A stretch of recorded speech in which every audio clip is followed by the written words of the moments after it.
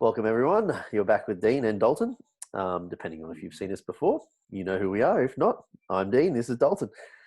And today we are going to jump on this call and talk about keto or ketosis or keto dieting, whichever you refer to it as, and its implications on performance and body composition more specifically. So it won't necessarily be like all out keto, but it will be discussing the implications specific to performance and body composition. So to kick us off, Dalton's going to run us through very quickly what keto is and define it so we all understand what keto dieting is and what it refers to, and then we'll kick off into the performance stuff after that. Cool. Thanks for that, Dean. Hey guys, Coach Dalton here if you're unfamiliar with myself. Firstly, for a ketogenic diet, there's heaps of different definitions depending on which context we use, but I found this one definition written by a author, Lyle McDonald, who's also a brilliant ex-physiologist and nutritionist. His ketogenic diet definition encompasses everything essentially that we wish to talk about today. So in the most general terms, a ketogenic diet is any diet that causes ketone bodies to be produced by the liver, shifting the body's metabolism away from glucose and towards fat utilization. So more specifically, a ketogenic diet restricts carbohydrates, generally below a certain level, and that level is considered 100 grams per day. Now, this induces a series of physiological adaptations that take place. Protein and fat can vary depending on the goal of the lifter, but however, the ultimate determinant of whether a diet is ketogenic or not is the presence or absence of carbohydrates. Now, I also want to clarify and add on to something of that. For most people that don't understand, that definition, that limit of 100 grams or less is regardless of body weight and regardless of training modality. That is what makes or determines a ketogenic diet. Cool. Absolutely. So really we're looking at the absence or change of carbohydrate intake as opposed to anything else. For the real diehard keto people that are going to jump on this and go, that's not keto, that's too many grams of carbohydrates. If we're talking about your medical sort of implications, not medical implications, but medical implementation is what I should say. We're actually looking at what sub 10% of calories. Some people even go as low as 5% of calories from carbohydrates. Yeah. So for the really crazy diehard people, we're talking about an excessively high fat, excessively low carbohydrate diet. But utilizing Lyle's, I think, is really good because I think it takes a little bit more of the physiological parameters into consideration. For sure. And it understands it. We're talking about a trained population as well. So there's a completely different context within that as well. Absolutely. That's, I think, a very important point.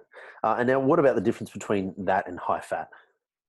Cool. Well, high fat is, it can include ketogenic diet, but it's generally a moderate protein, a moderate to low carbohydrate intake with a high fat intake. So what that can mean is, again, like keto, where it can vary between protein and fat intake, we're looking for at least a moderate level of protein being set first and foremost to optimize body composition for skeletal muscle.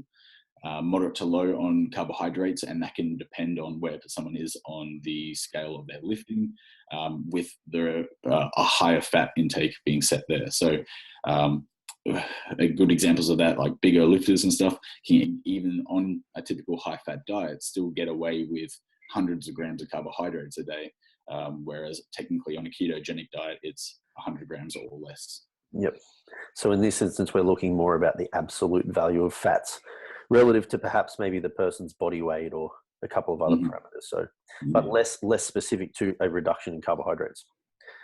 But two very important distinctions between the two, because it is important to recognize that, and it's also going to have some then implications on the topic at hand, being performance and body composition. So on that note, I think I'll quickly just jump in and just mention some of the parameters we're referring to when we're looking at the implications of keto-based dieting on body composition and performance.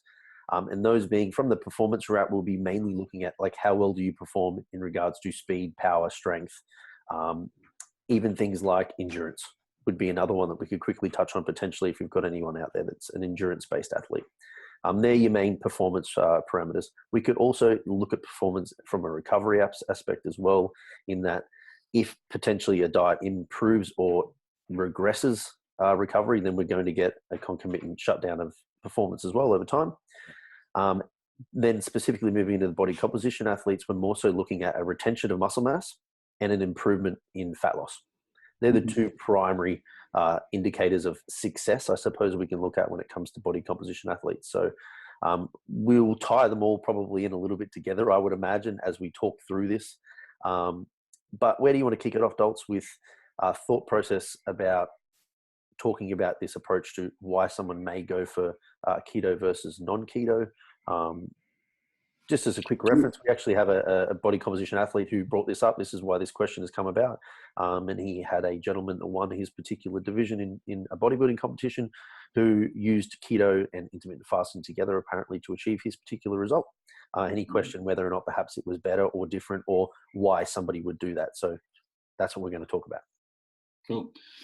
Well, it's a great question, because I think it does underpin everything that falls from here, and where any particular modality would be selected.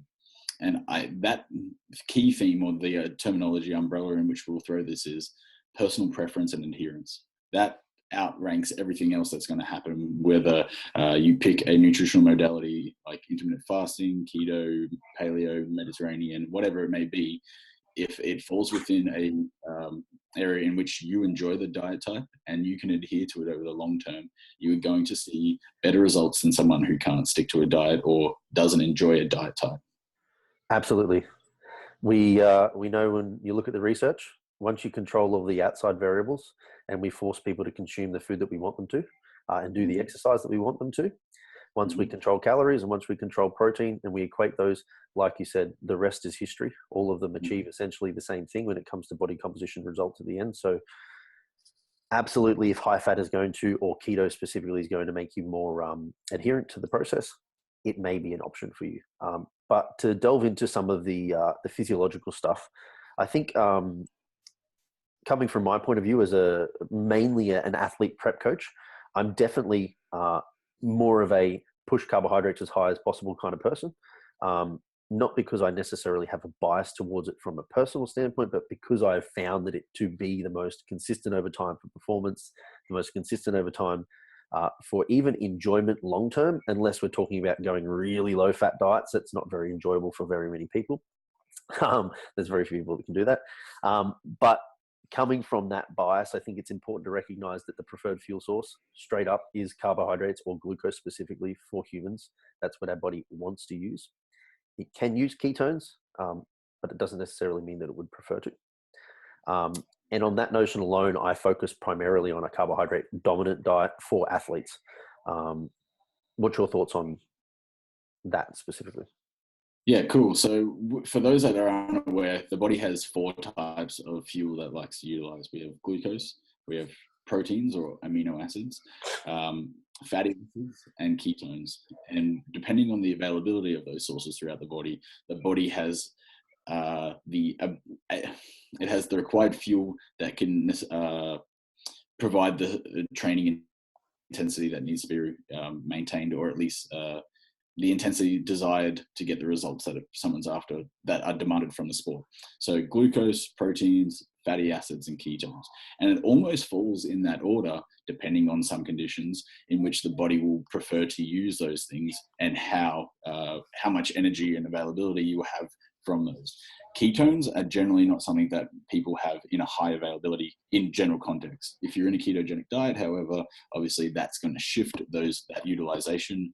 And as glucose depletes, you'll actually swap those around. But people actually achieve higher and more consistent performance through having higher carbohydrate intakes, because it maintains and keeps that blood glucose and the glycogen stores higher, which have a greater potential for oxidation in the cells, allowing for greater energy production, ATP produced, as well as anaerobic and aerobic performance. Yeah, so quicker on that, ATP is the governing energy source that the body uses to create anything. And that is a really cool point you just made there, is that glucose pound for pound provides the most amount of available fuel in that system, being ATP production, out of any of the other macronutrients. So not only is it the preferred fuel source, it's also the most efficient fuel source to provide in times of need of energy, which is something to consider here. If it wasn't, we would see athletes eating higher fat diets and outperforming everyone. But out of, like, the great examples are, athletes, Olympians that are doing a ketogenic diet. we see 1 to 2 of them come through the ranks as compared to thousands of those that are smashing carbohydrates. So, don't look for your exception to determine the mean. Yeah, absolutely. I think that's a really good point. And I think even at the hundreds and hundreds and hundreds of papers that look at glucose versus glucose versus fats and the rest of it, is that at best, you're essentially going to get a keto-based performance to match a glucose-based performance. For lack of better terminology, we don't generally see one outperform the other. It's only a match thereof. So if you choose keto for dietary means, choose it because you prefer it, like we said before about adherence and all the rest of it, not because you should actually expect to be better as an athlete, but instead you may just be as good as what you were with carbohydrates. So you're kind of playing a little bit of roulette there in regards to the performance aspect. The body composition aspect is far more indicated by the adherence part. So really, we're looking at two different things here. I think we'd both be in agreement that for a performance-based athlete that has anything even to do with endurance, power, strength, you name it, carbohydrate dominance is always generally going to outperform fat dominance. And there's a whole multitude of things to talk about within that, but yeah, definitely. Well, it's evident through people selecting a ketogenic diet and the limitations of success that they are able to achieve with having a ketogenic diet, and the fact that a cyclic and a targeted ketogenic diet has come out of that, in which those people who are trying to eat majority ketogenic at the time will target either 1 or 2 days over the course of a week, or 10 days, in which they will then refuel and consume high amounts of carbohydrates to replenish those stores, or for a targeted ketogenic diet, aim their carbohydrate intake to be around their training to get the same benefits of a carbohydrate diet. Now, that to me just seems like a lot of wank to try and achieve the same thing that you would essentially be achieving by just sticking to a high carbohydrate diet. But if it comes down to personal preference, your reason for sticking to that diet outweighs any of my even application for science or sporting performance, in that if you enjoy it, you'll stick to it. So do that. Yeah, that's a really good point again too. Even we're talking about individuals that want to go down the argument of becoming fat adapted over 6 months of high fat dieting, leading into a competition to potentially increase your oxidation capacity of fatty acids to provide more fuel. Even once they get to there, we're still looking at an athlete who's eventually going to go through some form of carbohydrate load to ensure that they have available glucose and glycogen for the exercise they're about to do. So again, we're talking about minutiae here. Right, and you just spoke on a really good detail, is that people talk about trying to increase or better their fat utilization, right?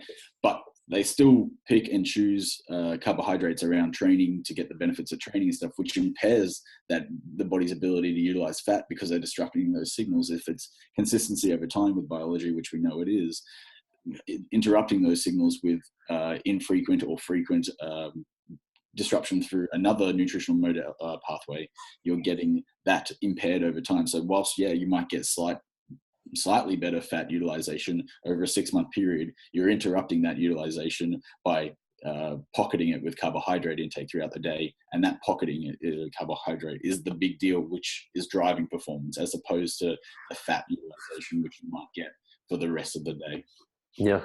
And then even for argument's sake on that too, just to even validate that even further, what we know is that essentially when we look at the most consistent stimulus going in over time of a particular macronutrient, let's sit this one on carbohydrates, is that we will generally see then an upregulation of the enzymes that help us utilize and break down those particular foods. Same with lactase, same with protein. You get all of this upregulation of the enzymes, protease and lactase and everything you need to break it down.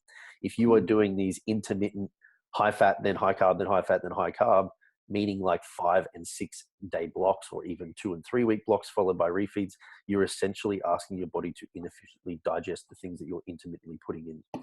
So, which is a whole other can of worms. Yes. I wonder why their gut health is crap after eating reduced foods for 6 months at a time and then smash 3 Macca's meals. Yeah, it's a wonderful thing. Having the ability to essentially force adaptation is very possible.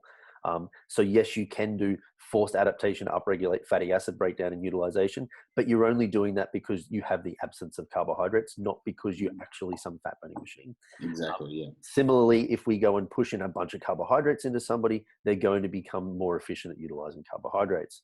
If somebody had a moderate, maybe even lactase issue, you could argue that if they put in small amounts of milk and dairy items over time, maybe start with the less dominant stuff like cheeses, work their way through to milks, over time, you can probably get that person to a point where they start to utilize that more effectively. So I suppose the take home here is, as always with us, balance is best. When it comes to physiologically being in the best position to utilize all of the food as opposed to a couple of single macronutrients. But let's also understand some of the physiological benefits of high carbohydrate dieting. Carbohydrates are the number one muscle preserving macronutrient of the three too. I think that's like a really simply, like that's like literally early biology that people need to just remember, is that it is hugely effective at protein sparing, like you said, which means carbohydrates are going to minimize muscle loss. It's the reason why people say you should have carbohydrates before exercise if you're fasted, because they fear muscle loss. Now, they more than likely aren't going to have any issues if they've been eating carbohydrates from the days prior. That's another can of worms. But the point is, the thought process there is that we know that if you consume carbohydrates, the likelihood of muscle loss is less. So potentially we may be looking at a ketogenic diet that may have a little bit more risk for muscle loss. Definitely. Protein turnover increases on diet types like that because of the absence of carbohydrates. That in turn, like that's very evident in a lot of the ketogenic studies, is that there's an increase in muscle loss. Not only that, a lot of people confuse the initial fast fat loss to happen, or body weight change to happen, to be fat loss. And like we've spoken about before, anything that's happening over 24 hours, if we're looking at massive changes, it sure as shit ain't fat. Damn it. But why not? No, it isn't. Yes. Average over time. The other thing that we haven't really touched on here is we sort of touched on the fact that fats may or may not have a benefit for, not have a benefit for training for those particular individuals, even endurance, performance, whatever it may be. If we take that and then look at it from a secondary impact that performance has on muscle preservation, again, the primary goal of a person going through a body composition phase is muscle preservation. And in order for them to do that, it's super important that the stimulus that they're providing through weight training remains as consistent as possible. Now, there will be a point in time where you perhaps may not be as strong as what you were when you started. That's absolutely fine. But if we can maintain the stimulus as much as we possibly can, then the likelihood of muscle loss is less. So the long and the short of that is that if you eat the right amount of carbohydrates to fuel the type of exercise that you're trying to achieve, then your likelihood of muscle loss will also be reduced. And it could be argued that if you're utilizing fats as a primary fuel source, we know that as intensity rises throughout exercise, utilization of fatty acids generally goes down, preference for carbohydrates goes up. You're now trying to make a normal physiological system that works as it's supposed to, as it wants to. You're trying to make it do things that it shouldn't or doesn't want to, which again, for me, it's making a relatively simple process harder for no apparent reason. Yeah. Not only that, then you've also got the shift in ketone usage as well. For that is like impaired compared to carbohydrates. It's definitely not as high. And even the degree of taking is exogenous ketone supplements, salts and stuff, to get the same performance effects. Whilst it looked promising initially, it's very not. It's turning out to be very poor at the moment. So maybe in another 10 years. Yeah, that's just the typical, medical proxy-based information being infiltrated into the performance world super incorrectly without any context whatsoever. We've seen it with arginine supplementation being used for erectile dysfunction, given through the vein or through the arterial, intravenously, then being saying, take it orally, it does the same thing when we know it doesn't. This ketone system as well, like cool, there's some really cool research in there for people with like epilepsy and whatnot. But if you are consuming ketones, they have energy. You're using that energy first before you use the fats that you think that you're burning. Again, very simple stuff. If you consume carbohydrates, you're not going to break down carbohydrates. You're going to use the ones that you're actually consuming. So, but yeah, I suppose we shouldn't really go off on that tangent too far. What else do we want to talk about in regards to any considerations for for keto. A lot of people like to bring up for, let's talk about contest prep athletes, appetite suppression. Oh, okay. Yeah. So again, if you look at the whole, we're science-based, we're evidence-based guys, right? So if you look at the research, there's a couple of really good meta-analyses out there where they pool all the subjects together and they go through their surveys and they go through their responses. We see it happen in some and we don't see it happen in others. Over time, a comp prep is a period in which you're going to be hungry. Even if you have a slight appetite suppressant, the fact that you're trading it off, you're losing all the performance benefits of carbohydrates to be mildly less hungry. I think you're missing the forest for the trees, and you need to really sit down and think really hard about it, and come to terms with the fact that you're dieting and it's going to be hungry for X amount of time until you finish, and probably for a few weeks after until everything rides itself back again. But trying to play around and toy around with things just to deal with an appetite suppressive effect, which is mild at best, which doesn't exist at worst, for all the other negatives or detriments, I think it's a erroneous application. Mm-hmm. And even then, if you really wanted to, you could always increase protein intake. Simple. Which is going to have... on even just a gram for gram basis, not gram for calories, but in gram of food density that you're eating. Carbohydrates, how much volume you can eat from that versus how much you can eat from a fat source. And you might get a slight appetite suppressant effect due to delayed gastric emptying, for instance, but the mechanical stimulation of filling your stomach up seems to have far more efficacy for stimulating appetite suppression as well. So there seems to be another one in the carbohydrate basket. Yep. Yeah. So just for people at home, for a quick reference on that one, we're talking about an actual feedback system that essentially happens due to the volumization of the stomach, which tells us that we're full. So normally if we, eat and wait, we'll get those signals going back fairly consistently and it'll work quite well. Whereas, everyone stuffs their face right now, so they miss that opportunity. But on a gram for gram rate basis, like Dalton just said, so much more volume being potentially put towards carbohydrate-based foods, even starches like pumpkin and potato. The volume that you can get per calorie for that is huge. Secondary to that, if you were really thinking about appetite suppression, I would argue that you could even then, like we said, drive protein perhaps a little bit higher than what you need. We may only need 2.5 to 3.5 grams per kilogram, depending on the phase you're in, of protein per kilo of body weight, that is. But who's to say that you might go from the 3 to the 3.5, still maintaining some carbohydrates and some relatively low fats? That is going to have both a positive benefit for potentially minimizing muscle loss, and it's also going to have a huge benefit in appetite suppression. We know protein is quite satiating, I should say, in regards to its impact on hunger. So you get the double benefits there without having to worry about the fact that you're getting a small volume amount of food too. Yeah, definitely. I do see, and this is more for the opposite side of the fence, for those people on the outside viewing inwards and making comments around ketogenic diets, and this kind of applies to also comp prep, in the concerns around ketoacidosis or the damage to the kidneys and stuff like that. Again, typical stuff that we see being spouted around from people that have maybe read a 9MSN headline or something like that. Or I don't even know that exists still. Oh yeah, some of the articles I get sent, I tell you, but it's I think they're worthy of addressing as well. That we have people who sit in comas for 3 years on a ketogenic diet, in deep ketosis. We have people like children that go through epilepsy that need to be in these phases for long periods of time, and if they're not getting cases of ketoacidosis, and we don't see high numbers of children dying from these conditions, then people that have legitimate medical conditions to be there, if they're not there and not getting it, it's very hard to believe that you can force the body to get to that level of nutritional intake to cause harm to itself without it auto-regulating somewhere else out, as the body has really good feedback systems to stop that happening. So yeah, absolutely. So that we can obviously always give two sides of the coin, what about some potential positives for people that are looking at let's marry just keto and high fat together? I know that they're obviously not the same, but let's talk about perhaps erring on why you may push fats a little bit more in the upwards direction as opposed to the downwards direction for people and what some of those things they may experience.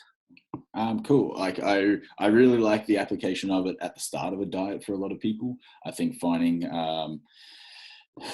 a balance between that allows for greater food variability for them to have, so they get to enjoy a whole bunch of different foods, especially if they're in a comp prep phase and say 20 weeks out, 16 weeks out.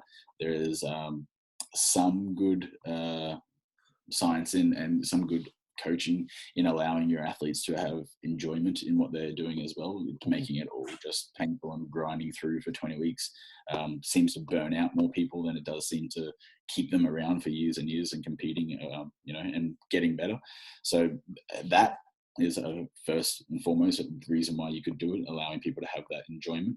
Yep. Also, we seem to see some really good evidence now with people on being on a higher body fat percentage, utilizing carbohydrates a little less effectively.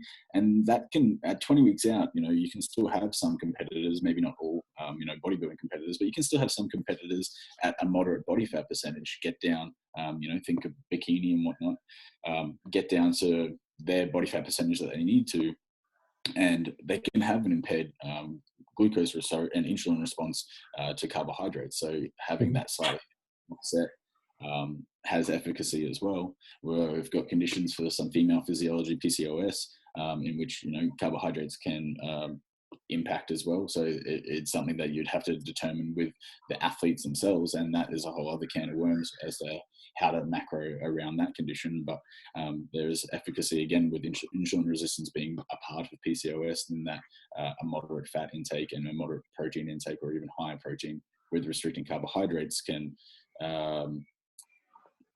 encourage results or encourage long-term fat loss results over driving carbohydrates high. Yep. Look, I honestly don't have too much to add to that. It's all pretty solid. So I think that's a very valid point, especially even just to go to a little bit more of an application point of view from your comment regarding starting at a little bit, perhaps a higher percentage of fats in the beginning of a contest prep diet, and then maybe we whittle it down towards the end. I think if you even just look at that from, at face value, when performance becomes the most difficult to maintain, that's when we really want to push the fuel that enhances performance to its highest capacity. At the beginning of a contest prep, you're still relatively well fed, calories are still high, your fatigue isn't too high. Having some delicious fats at that stage is going to be pretty good. Towards the end, when we're really trying to still drive performance but maintain LBM, I'm really going to pretty much push carbohydrates as high as I can possibly get them. It's one of the biggest reasons and the biggest benefits to why we refeed or diet break people on high carbohydrate based days, because it fuels performance more so than anything else. So that's a really cool way to potentially do that. I think even from a psychological point of view, even though we touched on before that short-term large amounts of weight loss or weight change on the scales isn't necessarily fat loss. I think psychologically, it's nice for people to see some change potentially on the scales, and erring on a little bit of a higher fat, lower carbohydrate diet may get them an initial drop in body weight, encourages them to be a little bit more adherent to the diet long term. And then the beauty of it is that as they start to lose weight and you start to give them more carbohydrates, they start to feel better, they start to have more energy, and the process just gets better and better and better and better. So although we may not be looking at huge physiological differences other than the people that you mentioned, the PCOS, perhaps those that have a little bit of additional body fat above what we would expect to be the norm, there's also some huge psychological benefits there, and even performance benefits there again. So yeah, definitely. No, I definitely agree. And it gives you the density, the calorie density of fats as opposed to carbohydrates, and where you can take food from in a comp prep makes more sense to be driving it from there to get the most bang for your buck on calorie drops as well. Absolutely, yeah. I think let's not kid ourselves. Fats are delicious, so there's no reason why you can't have them. It's just a matter of controlling them. I personally have found that the more I push towards one side of the coin, the less I care about the other. So if I go really high carbohydrates with the really low fats, if I do that consistently over time, I tend to not care about the fats so much. I just kind of forget about them and I'm bored of them, and I find other things that I enjoy, and vice versa too. But I think a little happy balance is always the best. Yeah, for sure. I was on an anecdotal note, I have an 800 gram refeed day at the moment, and keeping my fats under 40 grams, and it's not hard. It kind of fell there. So Yeah. And once you understand that, you just think of the foods that are there and reinforces that, and makes it a lot more easier to adhere to. Yeah, I just think that a lot of people that look at foods and the really delicious stuff, they're fat dominant, carb dominant foods. Like a donut is both. Like everything is super delicious. Pizza, it's both.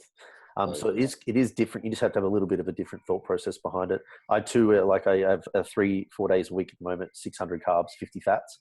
But I'm at like 20 fats by the end of the night, and that's with 250 grams of protein primarily coming from meat. It's just that now I have to choose things like chicken and white fish and whey protein and rice and pasta, and then my nighttime meal I have some beef and cheese, you know.